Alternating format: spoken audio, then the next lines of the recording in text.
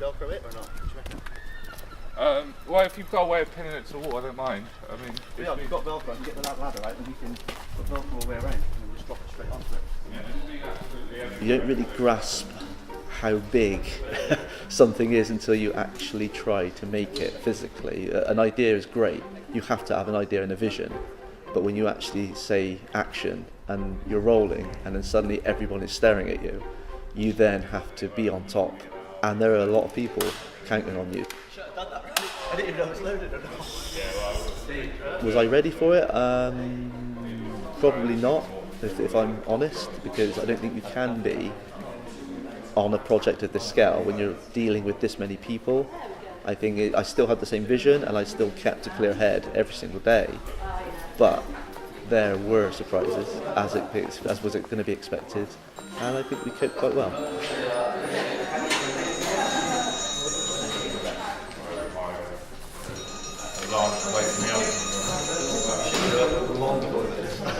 Wake up, Mike! Yeah, get that, Mike. The warehouse scene was a very tricky scene because it's kind of the introduction to the whole film. We didn't stop again to explain anything.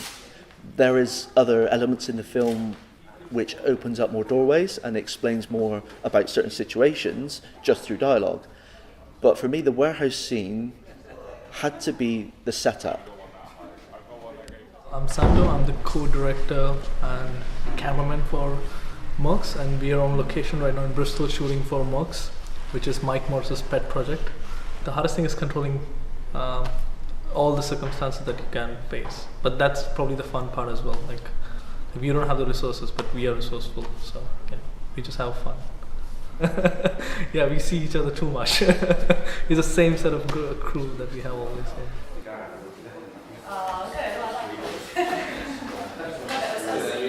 Today we are shooting the introduction scene where we have this comic book entry for all the characters, and we kind of introduce them into this location, which is like the MERCS headquarters. So yeah, hopefully we'll have a great time. And hopefully the audience will have a great time watching film.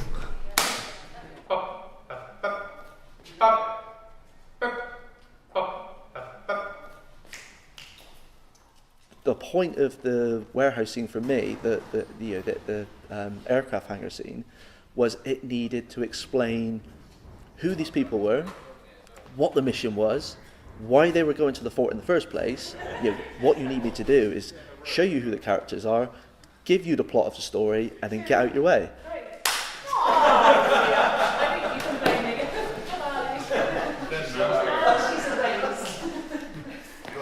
The fact that we turned the warehouse into an aircraft hangar was very adventurous to do that, because as we found out and are finding out, it's fraught with problems. It gives you more of a headache than you probably could have or needed to have, because you could have done it a lot simpler.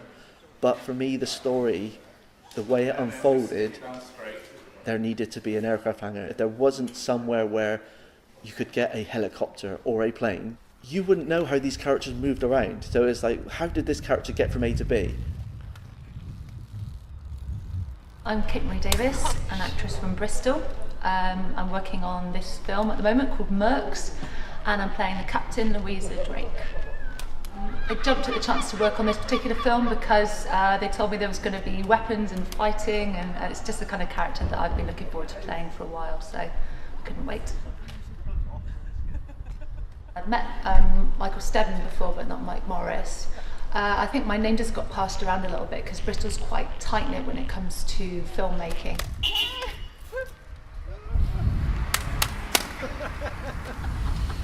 I tried to get my gun out in time. People are very ambitious. They've got, you know, they don't sort of, they don't make films just for fun. They, you know, they put a lot of time and money and effort into it, and I think, you know, they really believe in their projects, and that's what I like about Bristol filmmaking. Then round without doing that. And then, okay, everyone move, let's go. Nice. Nice. So that's good. Yeah, maybe you can do that as well. I like that. I don't do that. I'm the moody bastard. That's her We'll all thing. do She's it. athletic. I'm a moody bastard. That's my thing. I don't smile ever. I like it. That's nice. Run through once again, okay? Yeah, sure. It's always scary as an actor. You always feel like a little fish in a very big pond, but I think if you can make waves within your community, do a good job hopefully on each project that you do, it can escalate. And a lot of filmmakers and actors who work together locally, hopefully you can kind of elevate and lift each other's careers up. When that sun comes out, getting a boom shed at the bottom. I'm looking forward to working with the other actors and seeing what we all bring to the table for today. Everyone out, let's go.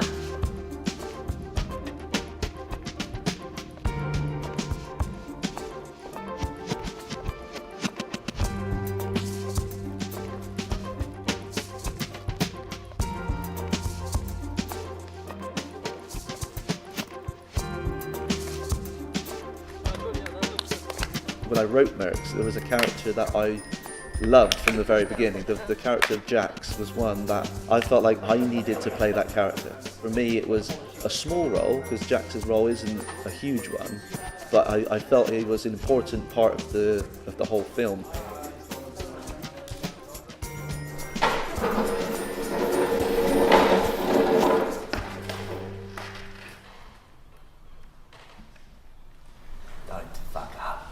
I needed to play a character in this film just purely because I needed to look at it from the actor's point of view as well, because this was a very, very spontaneous kind of film. It was very much you had to feel it on set on the day.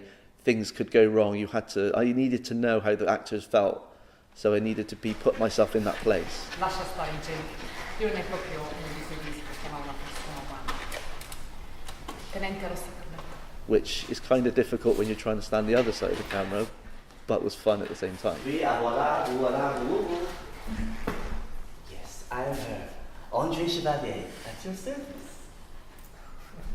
Okay, cool.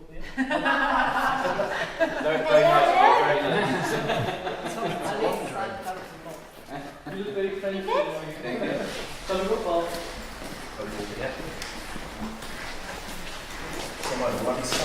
Something would be today.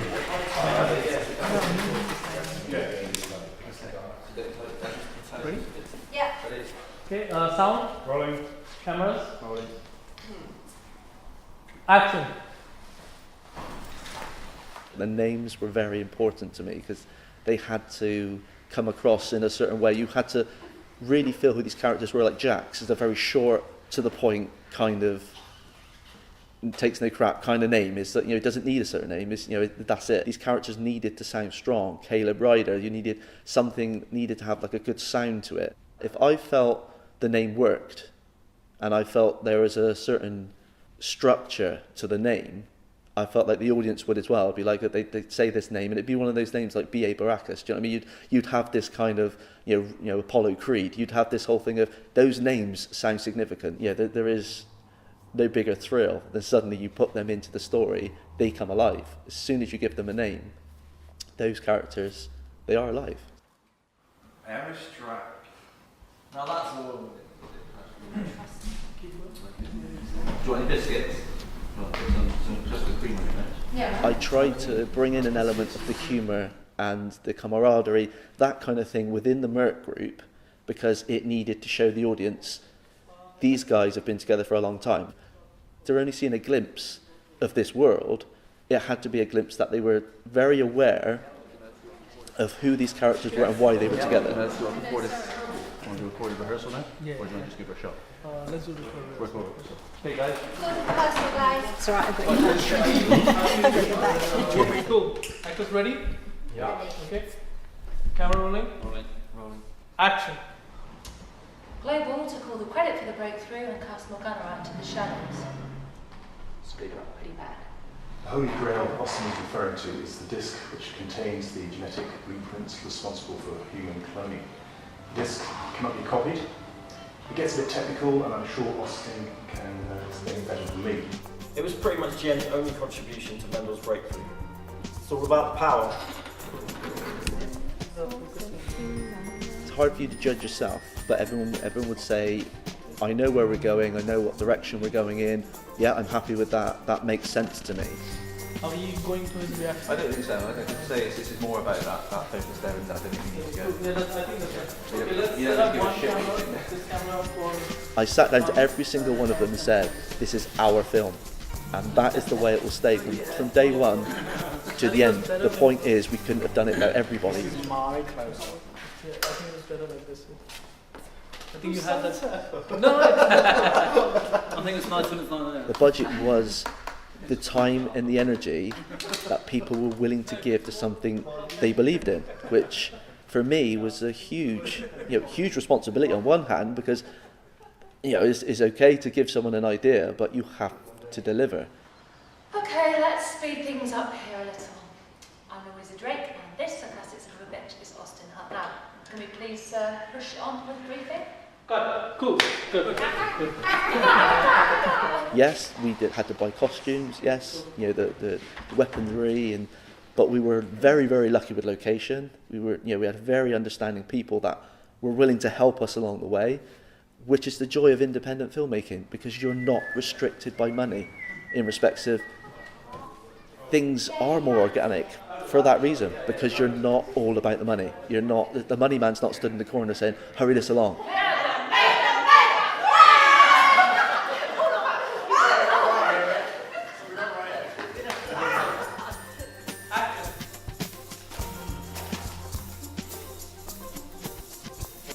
Cool. Yeah. Good. Are you happy with that? Yeah, good.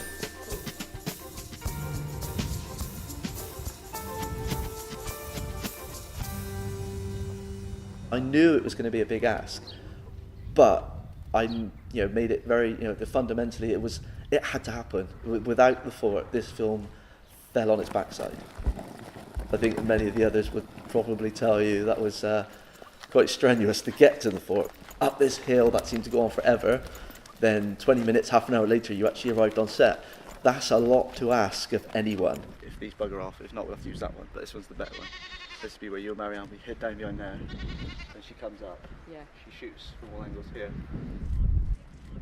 If the goats go away, this is your scene here, then she'll hold the pin. Cool. Right, but to get you warmed up first, I filmed the scene where you just come up from the sea. So it looks like this, because it said you'll come from behind. Yeah. So we'll film you coming up from there. Yeah. So we'll do that just to warm you up. Yeah, that's fine. But get your boots, get your stuff out, Cool. get you all prepped up. Guns. We can either use that one or use that one in a minute. It's not that one we looked at. Well, that one's bigger. That was the one we went to. Was it? Yeah, slightly different to that one. So we can use, but it's goats on it. So we can use either. We can use that one or that one. But we'll film the them coming up. That's mine. Hello, ciao. Sono Carmen Gabriele. Sono. I'm talking Italian with you. Why?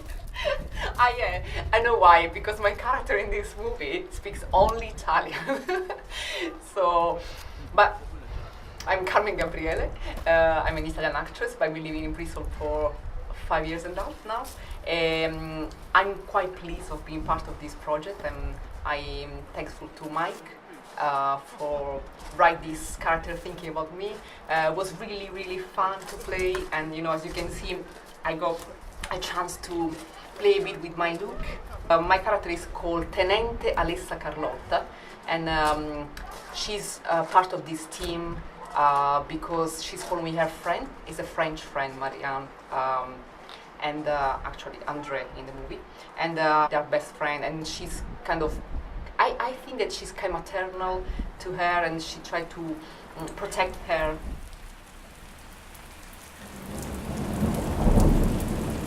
I just sank to my chest. I was the lowest I could be. We picked the summer purely because I needed it to be a good day. It rained and it rained and it rained. All of the planning, everything that was organised to bring people to a location and then to say we can't actually shoot. I felt terrible because I'm sat there looking at Carmen and looking at Marianne and John and everybody on set thinking, I don't know what to do. When do you make the decision to shut down?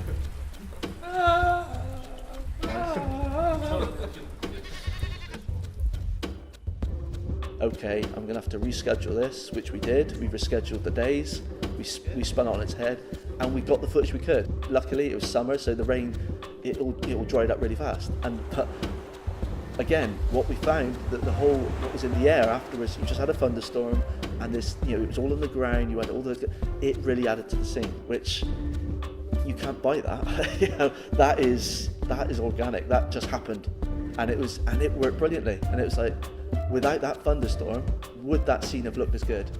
Sorry, mate. As he stops, you two just stop as well. Just stop where you are. So as soon as you see Angus stop, just stop and look around. Just look around you. Yeah. So you're scoping stuff. Do you know what I mean? Just so you're as backup. Do you know what I mean? You're behind him, just making sure you're scoping around. Just don't stare and look dead. Just look.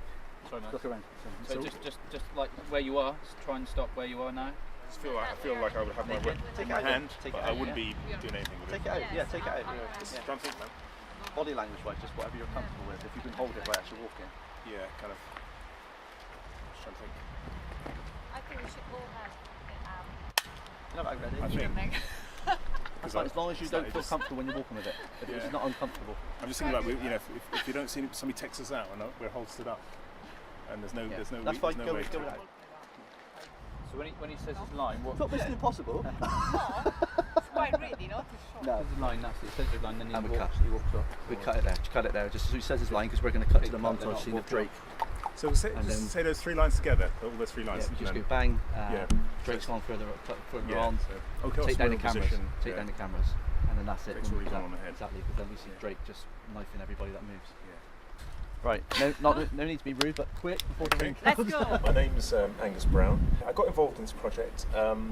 Actually, I was attending one of the networking meetings at Shooters in the Pub at the Watershed in Bristol, and just got talking. And he said, "Oh, by the way, Angus, I'm making this film called MERCS." So here I am today, playing Major Callow Ryder. When I cast Angus as Caleb, that was a perfect fit. When I wrote the characters, it's very much a thing of, I needed there to be a reason these people were together, and I wanted the audience to see the connection between them as well, because without the connection, you almost don't care why these people are together. What's the glue? Inside the fort, Fall of Osler, take one, Angus dialogue. Action.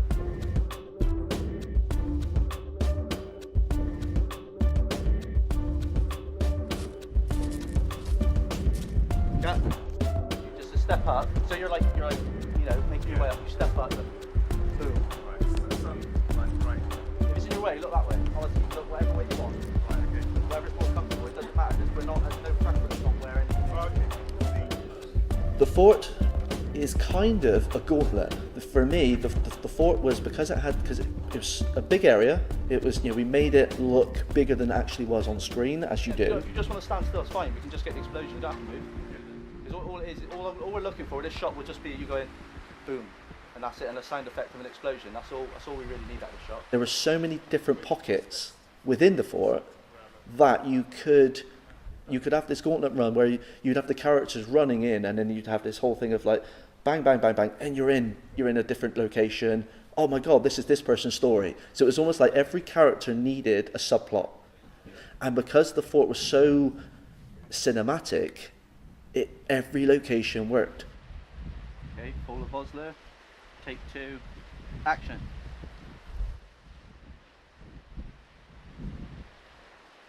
Cut. Yeah, I like that. Your face. Yeah, your face. You had emotion in there as well. Spot on. Yeah, that's cool. Good there. So I think now we'll go with just your hands appearing on the wall now. Yeah, when you're ready. When you're ready. Every point within the fort told its own story, which for me was that was the whole point. MERCS couldn't have worked without the fort, because the fort was another character. The whole point of the fort is it's the biggest character in 3/4 of the movie. Got it. You know, you said you wanted those things like thingy at the end when they all smile at the camera. Yeah. Get one just as he climbs up, gets up, and just goes. Yeah. Can we do that? As I'm coming over, or when? As you're coming up, like you get up that and just go. Yeah. And then continue. They continue, yeah. Yeah, on the we'll whole. do it twice anyway. But yeah. Position. And then if you want to like. You shooting focus Marianne? that way. Where is she? You alright, Claire? No, no. I'm just hiding from the wind.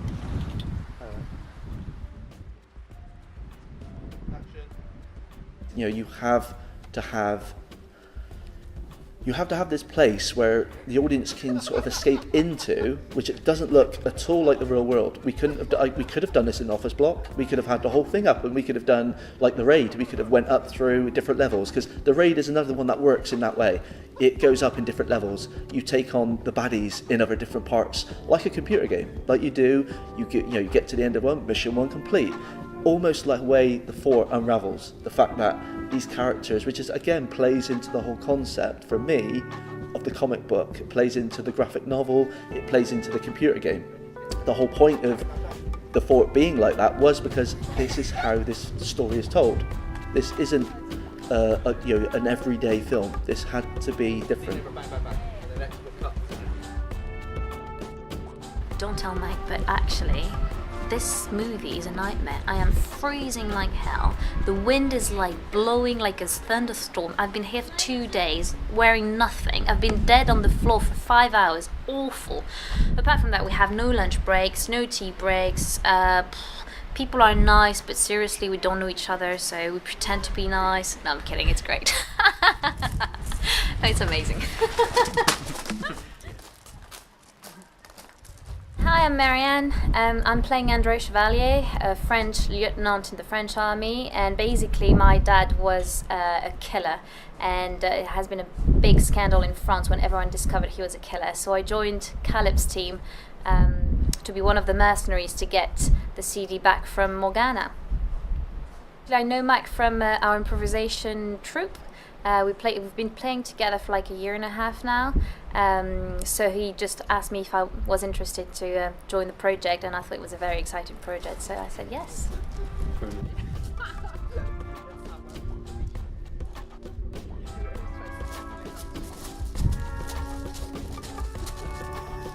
Hi, Mama. Ciao, Mama.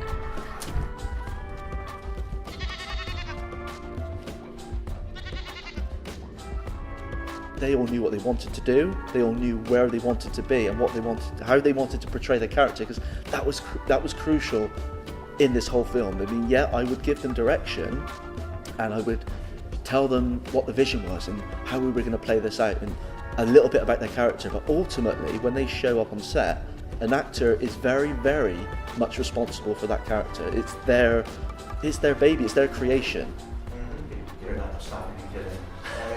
When do we do the shoot where we are all on the hill or wherever we are? This is the first one. You two are going to be on that roof there.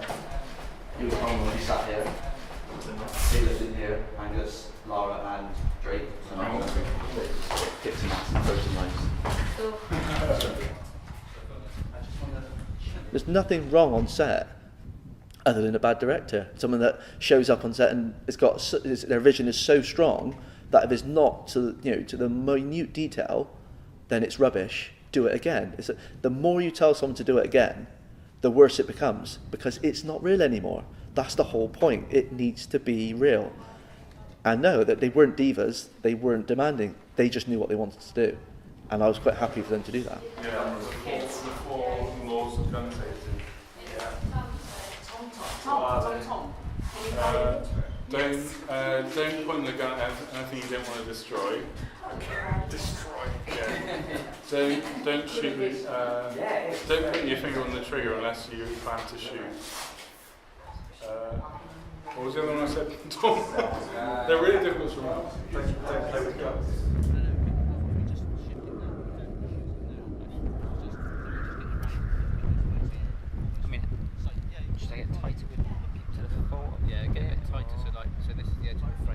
My name is P. Emerson. We're on the set of MERCS today. I am the cameraman and also helping Mike with the directing today as well. So I've already kind of in here. I've kind of got the back view anyway. More interesting to get the faces and the dialogue and get them. Did you want to do the dialogue as well from that one as well? Yeah, do them all. Do all. Get all the dialogue into it.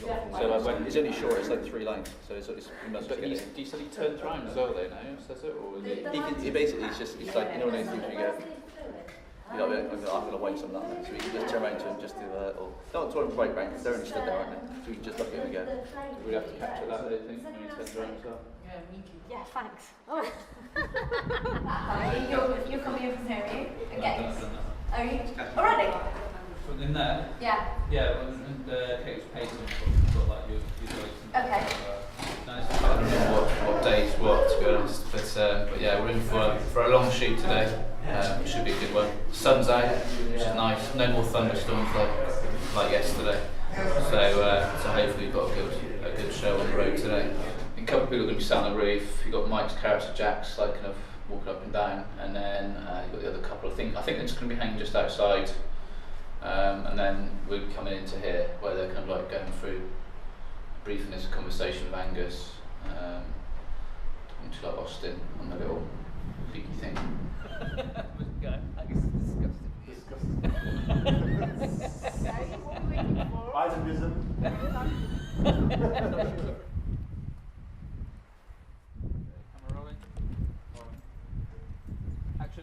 They had to be sure that we wouldn't go there and not respect it. That was the key issue. They didn't want a film crew turning up, turning this place into something that resembled a war zone, literally, because you have restrictions. Obviously, you can't go in shooting bullets. You can't go in throwing exploding bombs. You can't throw grenades. You can't do anything that's going to jeopardize your crew, you, or people around you, spectators around you. There were people there on set.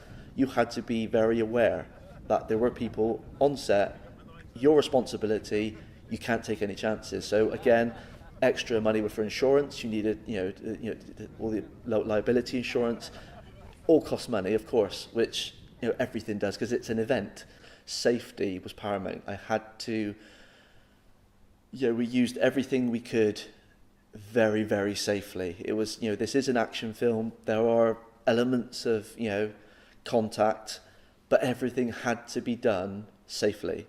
And for me, one of the key injuries was to one of our DOPs. Action.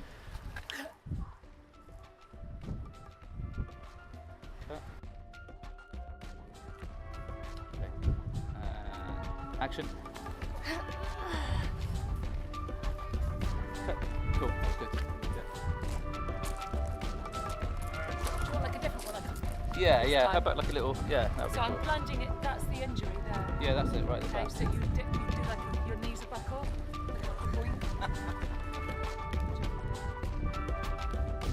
But I'm not obviously going to touch you, so. Action. Cut. Cool. Yeah. Action. Are you kidding me? Are you okay? That hurt. Are you okay? I thought you were going to throw it lower. I literally can't aim the thing. It's not. So anyone else can have a go. But it's not easy to aim that. It goes. It's like chucking a frisbee off. Pete Emerson obviously took a plastic knife to the face, which is never a nice thing, and I don't mean to smile. And it was not funny. It was not funny in the slightest. At the time, there were a few chuckles until people realised exactly, you know, how bad the injury was and could have been worse. You know, because it was one of those where Pete wanted to get the shot, which again, the dedication to the filming, that was again very, very paramount. It was, he wanted to get the best shot.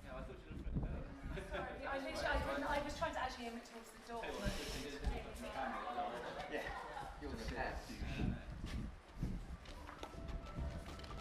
I said to Pete, can you move? And his words were to me, what are we here for? We're here to get these shots. And I couldn't argue with him. In my head, I was crying out, please move. But it was also from a selfish point of view, and a view of which happens to everyone on set. You get so excited, and you get to the point you think, well, yeah, just imagine the shot you can get from that, and everybody does it. Seriously? See, you actually got stabbed in the head. We did like a first aid kit. You want some water? Yeah. I've got some wet wipes there. It happened, and we were all very, very sorry it happened. And you know, Kate was distraught. You know, it's something you don't want to see on set. Is that anyone hurting themselves is the last thing. 'Cause like I said, you've got this thing of your family, and you don't want to see anyone hurt.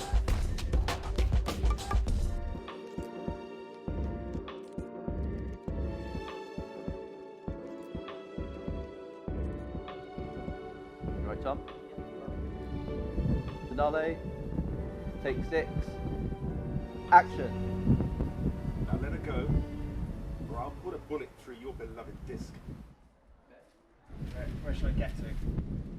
That's fine. Yeah, that's fine. Yeah. As long as Pete got you in shot, that's fine. Yeah, just walk to there, that's fine. Hiya, my name's Nick Orchard, and I play the role of Caesar Lynx. And he is a henchman of Morgana Mendel. I think he's sort of a hired-in killer. He doesn't take any prisoners. He sort of shoots first, asks questions later, basically. So he's a blood-hungry sort of killing machine, basically. But yeah, he rang me up and said had this project, and he had a role in mind for me. So that's basically how I got involved. And anything that involves guns and violence, that's my thing. So I was on board straight away. And so far so good, it seems to be going well, and I just hope it's a great success for him because he's putting in a lot of hard work for it, so good on you, Mike. Okay, finale, take 7, action.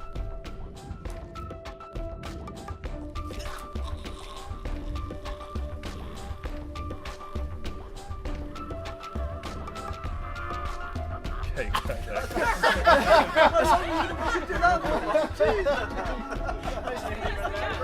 It's getting redder and redder.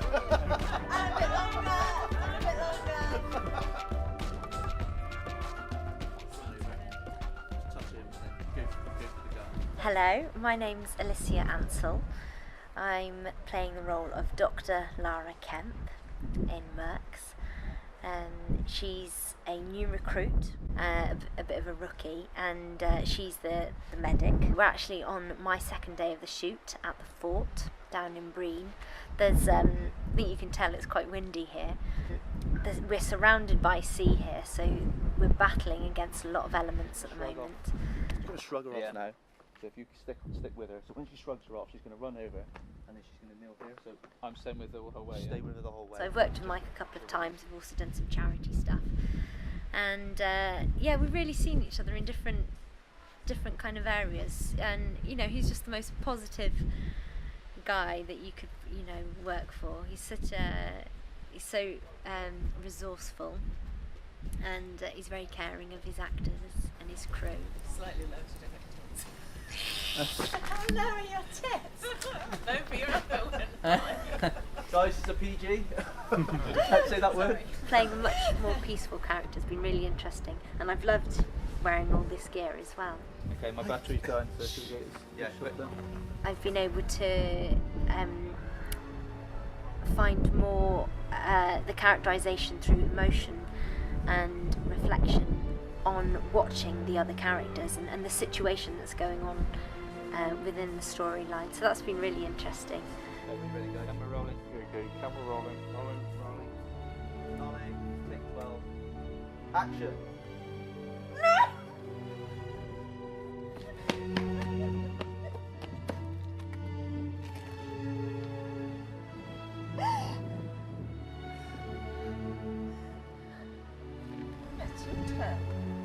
believe the tale now.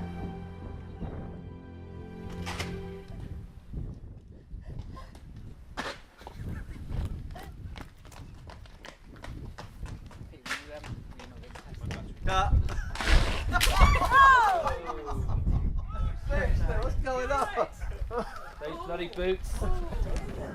Oh, is that Grace's hand? They're a bit slippy. Suddenly became a comedy.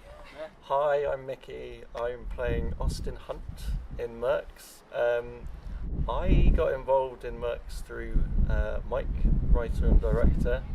I think he sort of almost wrote the part with me in mind, so I didn't have to do much acting, which I enjoy. I've been doing improvised theatre with him for a couple of years now. I guess MERCS is probably one of the biggest sort of films I've been involved with or that I've seen happening. Mike seems to have a definite vision of what he wants for it, and I think we're all pretty pleased to be on board with that.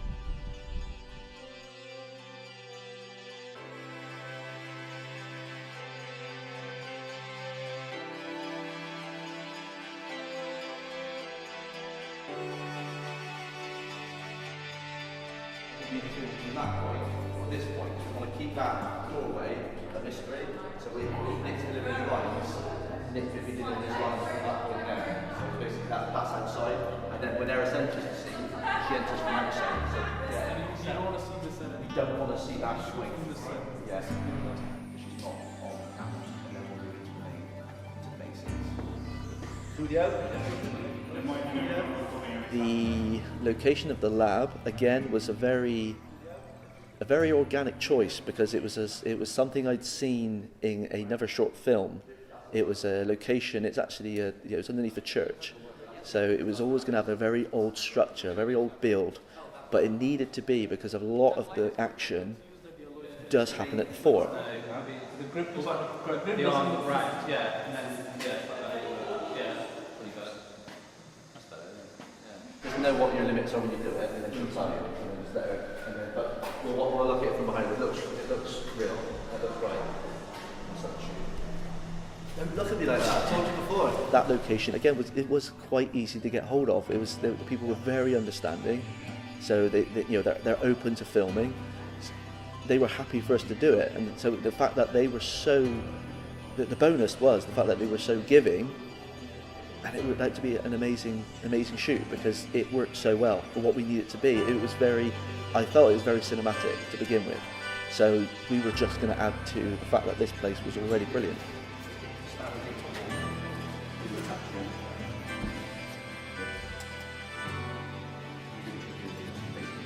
Right.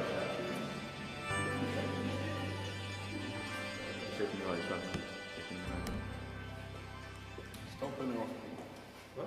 You smiled. Sorry. Pete, put it away, Pete.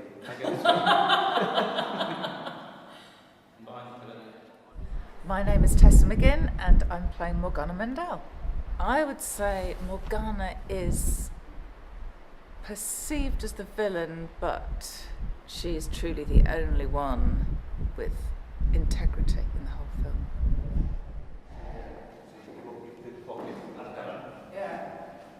Is she a villain? Are the Mercs the villains? Who are the real, the real villains of this whole story? She's only doing what she believes is right, according to her rules. The way she has had to adapt to the world she lives in. Tom, do you want to try or do you want to hand it? I didn't mind contributing to like wider. To a certain degree, the Mercs, or the heroes, are doing it ultimately for money. So, in effect, they're invading her world, and they're trying to take something she believes is hers in the first place, and she has every right to deal with and to sort of, for the story to unfold. There needed to be a very blurred line of who was right and who was wrong. Because to me, that when I wrote the stories, there was no right and there is no wrong. It's very much you have to adapt These characters have to adapt during the whole film. That's the whole point. They have to deal with the circumstance as it arises. Nothing's going to go to plan. You can have the best plans in the world. Something's going to go wrong.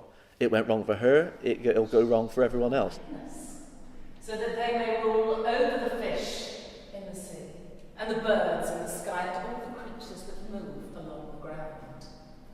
So God created mankind in his own image. In the image of God, he created the male and female, he created them. But I, Morgana Mendel, say, let me create humankind in whatever image I see fit, to serve me in whatever way I may choose, to not only rule over the fish in the sea, but to own the sea and the land, and all the creatures that move upon it. You know, sort of the villains, if you want to call them that, with Morgana, Snake, and Vosler, you know, the Caesar, these guys, there was no real connection between them, but that was the point. They were like a hired hand. There was no camaraderie. They didn't care about each other. All they wanted to do was basically burn the world. They want to do something for whatever reason they desire and whatever reason they choose, and they'll do it anyway, no matter what. There's no rules. There's no, you know, it doesn't matter if you stab one another in the back. That was what I wanted the audience to understand. The difference between the two teams had to be very apparent. Even though they were sort of polar opposites, you know, they were very similar in respect of how many there were, and you know, they couldn't sort of face off against one another, but there was a major difference. The fact that the mercs care about each other, the heroes, if you want to call them that, and the villains don't really give a damn.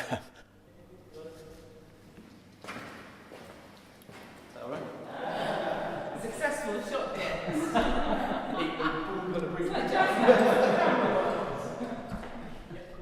Remember to stand that side of it, because otherwise you'll block your face, because this is about your shots. I just want to pick up where you stood there. If you stand right in front of them. Yeah, but I don't stand anywhere, do I? No, you know what I mean, no, it's just actually do it, so it's like do it. Oh, right, if I stand. Yeah, so like emphasise the point past it. Snake's exit. Action.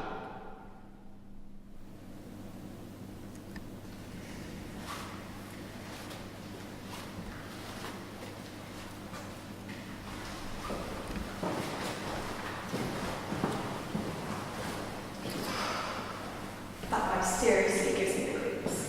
Maybe so, but he never fails to deliver. Come, Mr. Ryder, waiting for you.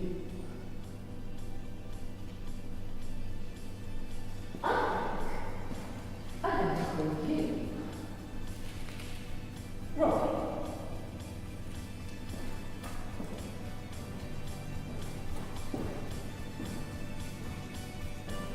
Go.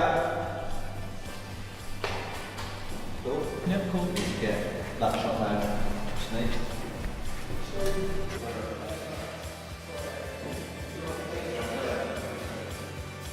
Punch. I look at you, and I'm not bothered. Boosh. Because I spit, yeah? And spit, and keep your head down. That's it. And keep your head down, and that's your action. Around it. Oh yeah, no, I'm not doing it yet. So I'll be on here.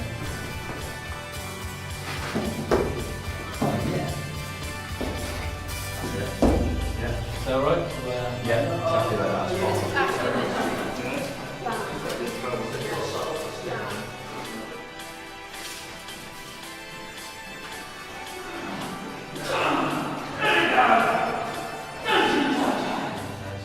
John, you can just step back, relax for a minute. So this is the documentary maker stood here having a Yes, coffee I like break. Yeah. And With probably his wants very to say fashionable hair. probably wants to say something about his first acting experience. Do I? I probably do. He does now. I'll probably edit myself Now that the out. camera's in his Well, face. that's okay. You can. You got the full power, but you know you might not have interviewed yourself. So this is you interviewing yourself, saying, "How did you find your first day acting?" How do you like the coffee? Well, it's instant, man, so it does the job. Is it a damn fine cup of coffee? Well, it's not an espresso, is it? Yeah, it's fast dinner time. Adequate time for a sausage. Yeah, that's right. Let's go ahead, boys. Santo's breakfast, fussy. Santo. Has to be at least 1 o'clock for the sausage rolls tonight. Got yourself a muffin, man. The muffin, man. Oh my god! Santo, it's all right. Just only touching them. Whoa, that's all right. Whoa. That's all right. He says, "Oh, I touch your muffin, but don't touch my cookies." There's 5 snack packs in there. Oh, right, you'll get with them. There you are. Wait, snack. Oh, they're biscuits. Oh, I'll have to just take your word for it. Doesn't sound like he really wants one of those. Yeah. They don't really taste like biscuits. No. It's like fish and chips. It's a corn snack, isn't it, basically?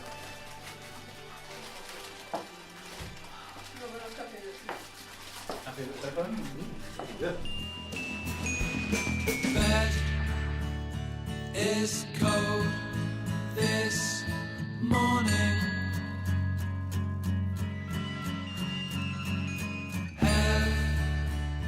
Heavy head is dawning. There's a pattern forming. Is this a sign, a warning? Take off your clothes, it's warming.